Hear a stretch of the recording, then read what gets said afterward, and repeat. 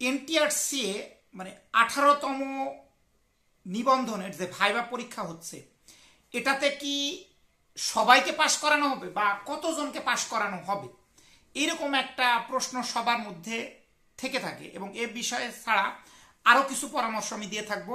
তার আগে যদি ফেসবুক থেকে দেখে থাকেন তাহলে অবশ্যই ফলো করবেন, আর যদি ইউটিউব থেকে দেখে থাকেন তাহলে সাবস্ক্রাইব করবেন। এখন প্রশ্ন হচ্ছে, এবার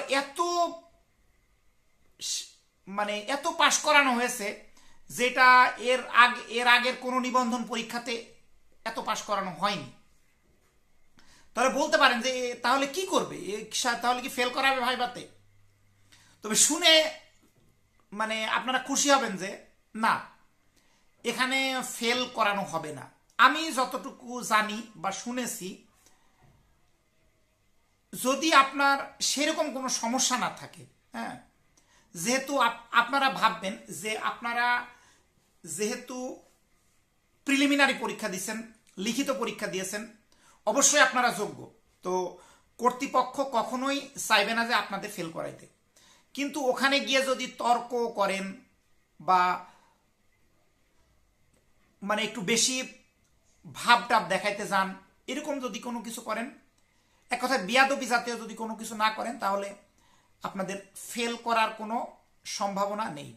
আমি দেখেছি আবার অনেকে আমারে বলতেছে যে এটার জন্য কি টাকা পয়সা দিয়ে লবিং করবো নাকি। আমি একটা আমি আপনাদের শিখিয়ে দিচ্ছি, কারোর সাথে টাকা দিবেন না। তবে যদিও বা এই কথাটা আমার ভিডিওতে বলা ঠিক না, আমাকে অনেকে বলতেছে, এমনি যদি আপনার পরিচিত ওই যে শিক্ষা ক্যাডার বা প্রশাসন ক্যাডার কেউ থেকে থাকে, তাকে এমনি বলতে পারেন, কিন্তু টাকা পয়সা দেওয়া যাবে না। অনেকে আমারে বলতেছে যে ঘুষ টুস দিব নাকি শিক্ষা মন্ত্রণালয়। না, ঘুষ দেবেন কেন? আপনি পরিচিত কেউ থাকলে এমনি আপনি তারা বলতে পারেন কি টাইপের প্রশ্ন আসে, জাস্ট এইরকম। হ্যাঁ, তাছাড়া কোনো ঘুষ বা অন্য কিছু দিবেন না।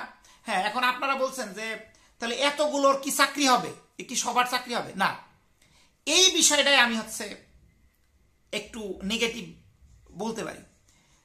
আপনি পাশ করে যাবেন, কিন্তু চাকরি যে সবাই পাবেন এটার নিশ্চয়তা নেই। আপনারা হয়তোবা দেখেছেন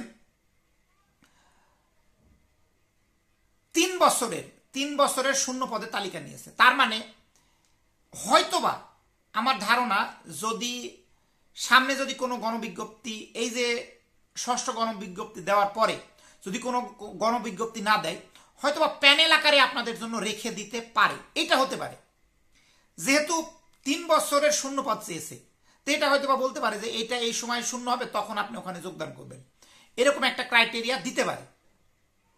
এইভাবে হয়তো আপনার চাকরি পেতে পারেন। তো ফেল করাবে না এই বিষয়টা